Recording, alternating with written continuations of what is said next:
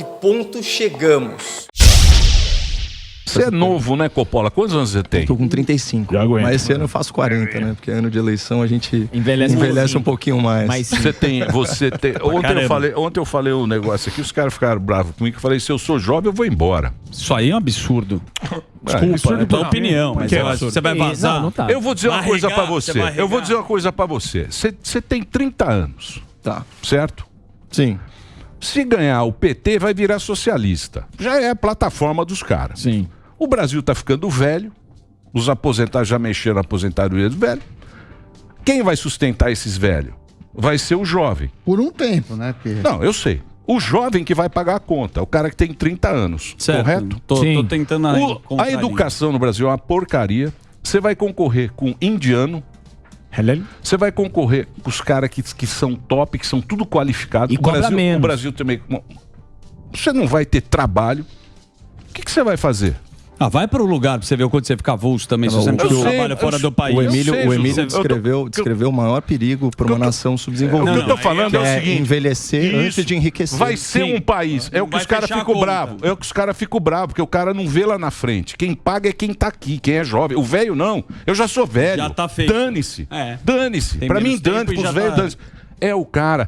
Tem que cobrar, fazer a reforma, precisa ter reforma tributária, a reforma política, o Código Penal, o Código Eleitoral, orçamentário, a federativa, tem que fazer tudo. Se não fizer, pega o passaporte e se manda, cara. Manda que vai ser país pobre, de velho, e você vai pagar a conta. Por isso você, jovem, vai pagar essa conta lá na frente. Por isso que a gente tinha que usar o ímpeto da juventude, a ousadia, a energia, justamente para pressionar e para se organizar, né, no sentido de promover essas mudanças. Uma coisa eu te falo, Emílio, houve um despertar político muito grande no país. Né? Hoje em dia as pessoas têm muito mais consciência dos problemas da nação, né? Tanto os problemas sistêmicos como os problemas políticos, e esse é um caminho sem volta. A partir do momento que você conhece a verdade liberta. Né? Isso é um ensinamento bíblico, mas também está na nossa poesia com o Renato Russo, né?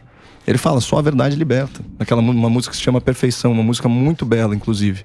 E isso está corretíssimo. A partir do momento que você entende um pouquinho mais como a engrenagem está funcionando, né, como a engrenagem do sistema funciona, ninguém te tira esse conhecimento.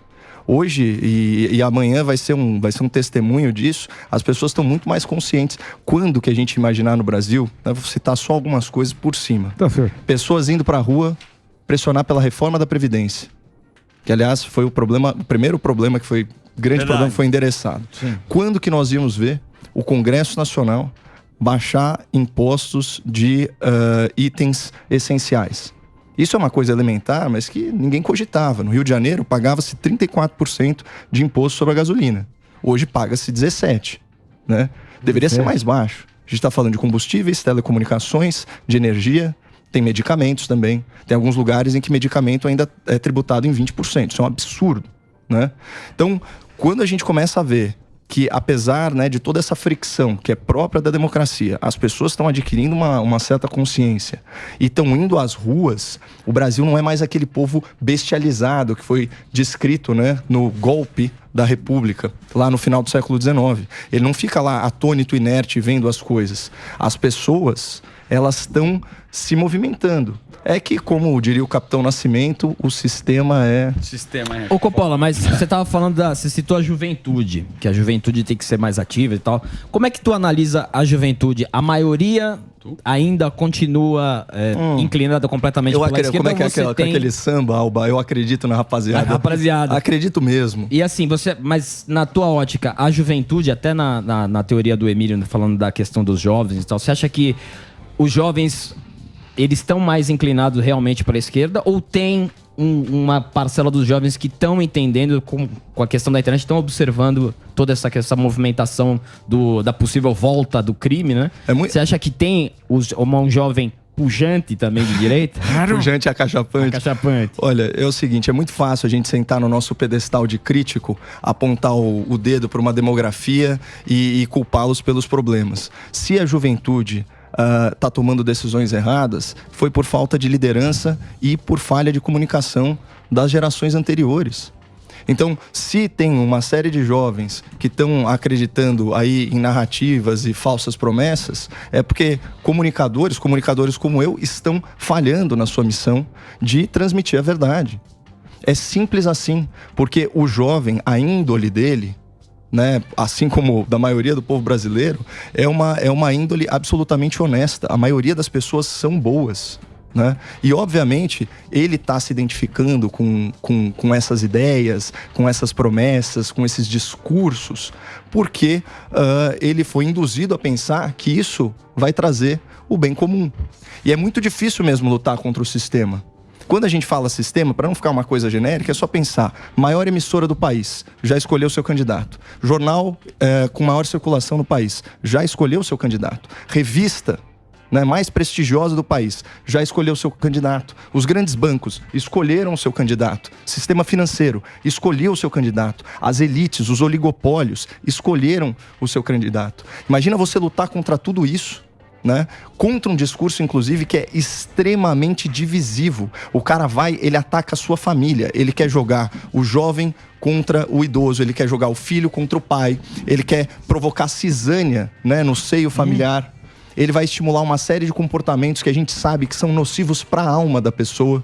Então a gente está falando do quê? De vícios, né? A gente está falando de hedonismo, a gente está falando de vitimismo.